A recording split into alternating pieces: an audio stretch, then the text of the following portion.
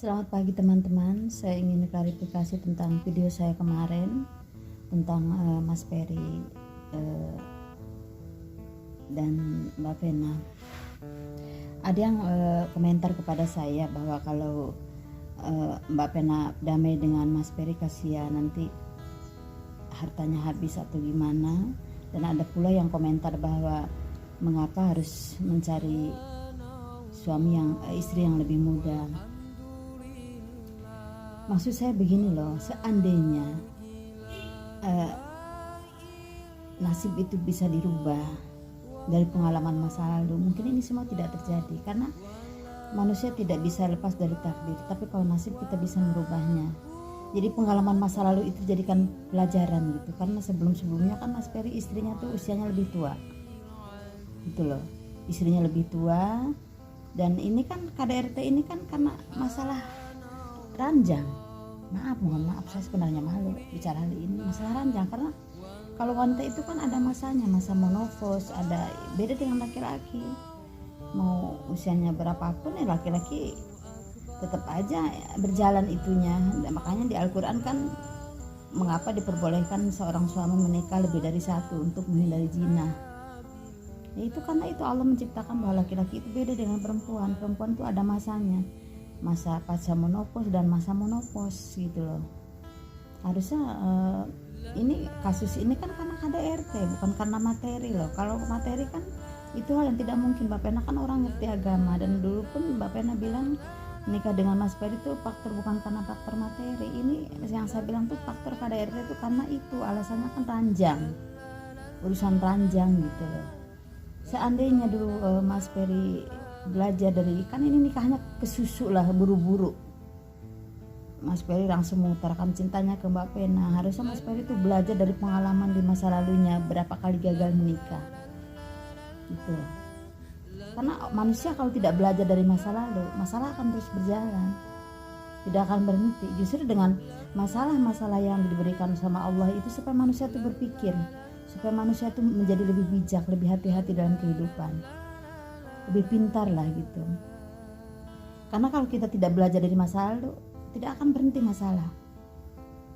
Allah memberikan ujian itu dari kegagalan masa lalu supaya kita menjadi lebih baik, supaya kita menjadi introspeksi diri. Begitupun dengan Mbak Vena.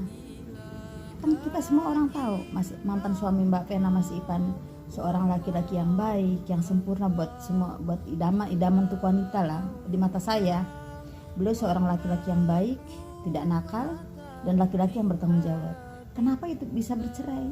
Ya yang mengetahui kan hanya Mbak Vena dan Mas Ivan. Itu harusnya jadikan pelajaran gitu, bagaimana jangan sampai pernikahan ini gagal lagi gitu loh. Jadi bukan berarti Mas Peri itu harus mencari wanita yang lebih muda, bukan. Maksud saya itu kejadian-kejadian masa lalu, yang kegagalan-kegagalan di masa lalu itu karena Mas Peri tidak belajar dari pengalaman di masa lalu. Berapa kali nikah dan berapa kali istrinya lebih tua usianya dari dia.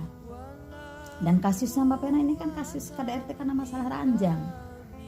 Dengan perbedaan usia Mas Peri dengan Mbak Pena begitu jauh, yaitu justru pengaruh ada loh. Gitu loh, pengaruh ada. Maksud saya tuh, kalau seandainya dulu tuh tidak kesusu langsung menikah, lebih hati-hati, lebih Mas Peri belajar dari pengalamannya di masa lalu.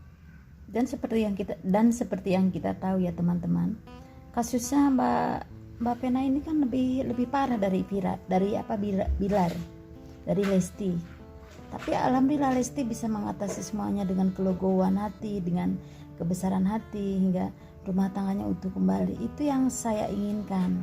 Tapi maaf ya, itu kan pendapat orang beda-beda gitu loh. Mohon maaf, pendapat orang beda-beda, ini pendapat saya gitu. Betapa sayangnya kalau sampai berpisah, mengingat ke belakang kebahagiaan mereka.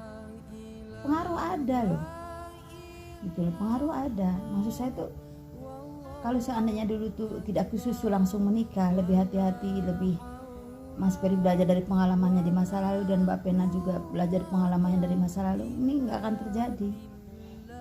Kasus KDRT ini kan bukan materi. Mbak Pena kan dulu pernah bilang bahwa dia mencintai Mas Peri itu apa adanya, bukan karena materi.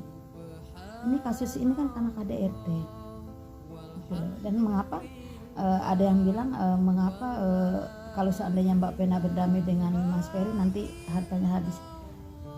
Kalau kita mengukur ke situ kan, buat saya tidak masuk akal ya. Ada yang bilang dengan materi itu kita bisa beribadah.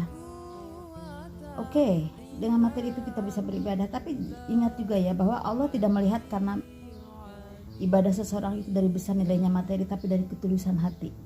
Bila seseorang itu beribadah dengan tulus walaupun nilainya kecil, itu ibadahnya lebih besar dari nilai uang yang kita berikan. Jadi Allah tuh melihat bukan dari nilainya, dari hati kita yang tulus gitu. Oke, dengan materi itu kita bisa beribadah, bisa berbuat baik, tapi bukan berarti patokan bahwa materi itu jadikan patokan bahwa kebahagiaan seseorang itu dipatok dari materi. Bukan. Kebahagiaan seseorang itu adanya di hati.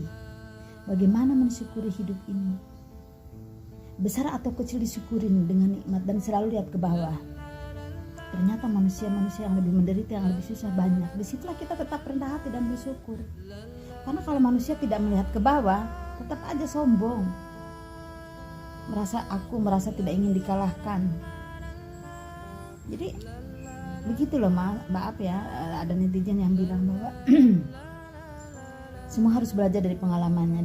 Seperti yang Mbak Vena dulu kan kita tahu percaya dengan Mas Ivan, bagaimana kan yang tahu Mas Ivan sama Mbak Vena. Tapi ya kita sebagai netizen, sebagai masyarakat Indonesia melihat bagaimana baiknya mantan suaminya Mbak Vena, Mas Ivan. Beliau laki-laki yang baik, bertanggung jawab dan tidak nakal. Itu yang kita tahu loh, gitu loh. Oke ya teman-teman, semoga bermanfaat. Saya ingin klarifikasi ini supaya tidak ada kesalahpahaman bahwa dalam rumah tangga itu patokan kebahagiaan tuh materi itu nomor 2. Patokan utama dalam kehidupan itu adalah ketulusan, keikhlasan dalam menjalani kewajibannya masing-masing.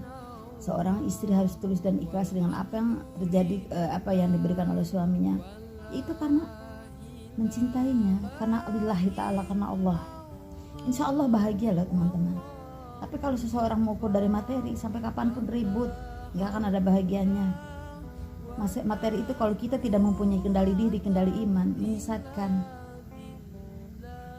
Saya dulu pernah hidup, sebelum suami saya meninggal, dulu saya hidup serba fasilitas, serba ada. Mobil ada, ART juga ada, rumah juga bagus, besar. Tapi tidak ada kenyamanan. Kenapa? Karena saya tidak bersyukur. Nah sekarang setelah suami saya meninggal, saya ditegur sama Allah. Tapi justru dengan kehidupan yang sederhana ini saya bersyukur. Kenapa? Kan nikmat. Karena saya menyadari ternyata materi yang diberikan sama Allah itu tanpa iman bisa menyesatkan. Tanpa kendali diri, tanpa iman dalam diri kita itu menyesatkan kita. Manusia menjadi sombong, merasa aku tidak ingin dikalahkan, itulah. Jadi semua itu kendali diri dan dalam diri sendiri kebahagiaan itu, bukan karena patokan materi. Dan manusia harus belajar dari pengalamannya. Pengalaman di masa lalu bagaimana supaya menjadi lebih baik, bagaimana supaya menjadi lebih pintar dan lebih hati-hati dalam kehidupan. Itulah. Kalau kita belajar dari pengalaman, insya Allah kita jauh dari masalah. Oke teman-teman, terima kasih.